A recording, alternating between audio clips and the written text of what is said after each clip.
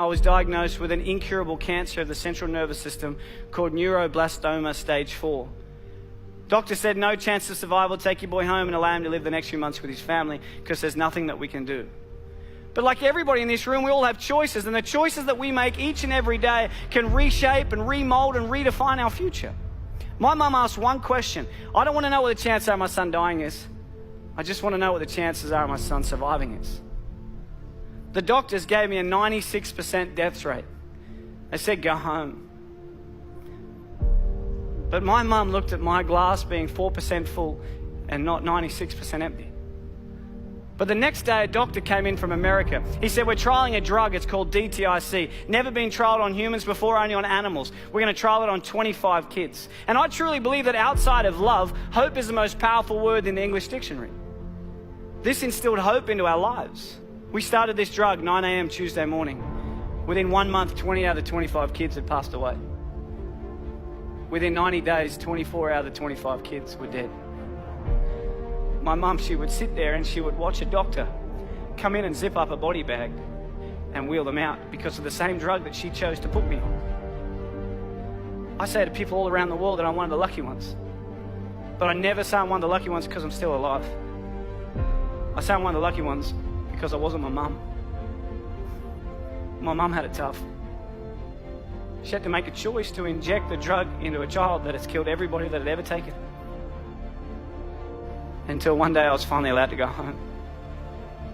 The doctor said to my mum, your son, he will never go to school, he will never play sport, he'll be a housebound baby, and if he reaches his teenage years, it'll be a miracle. But we believed in miracles. And my mum wanted my dreams to come true. When I was lying in hospital, my mum bought me a Velcro glove and a Velcro ball. And she'd sit at the end of the bed and she'd lob the ball to me, I'd catch it and I'd throw it back. So she gets further and further away until eventually I said to her, I have a dream, and that dream is to one day play baseball in America. And people laughed at me. Nobody in your life will tell you what you can do. They'll only ever tell you what you can't do. My dream was to play baseball in America, and I wanted to do everything in my power to make sure that happened. And there was a lot of hiccups along the way. I had my first heart attack when I was 12. I had glandular fever, I had bacterial meningitis. But people kept telling me I wouldn't do it. So it made me work really hard to make sure I could do it. I was lucky enough at the age of 17 to sign a contract and live in America and play baseball. But as you know, life is like a roller coaster. You can get to a pinnacle point in your life and it can get taken away from you in a heartbeat. At the age of 18, I was playing baseball in Phoenix, Arizona. I slid into a base at second and I woke up 3 days later.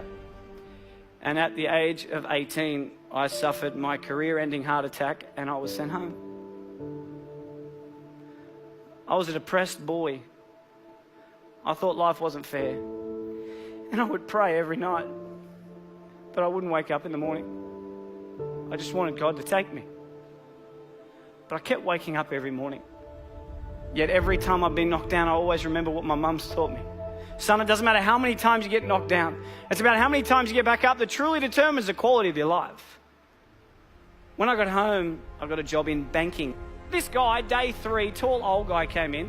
He said to me, Michael, I'm Tom, I'm the CEO, let's have a chat. I had no idea what CEO stood for, but I just went in there and listened. He said, Michael, where do you see yourself in 5 years' time?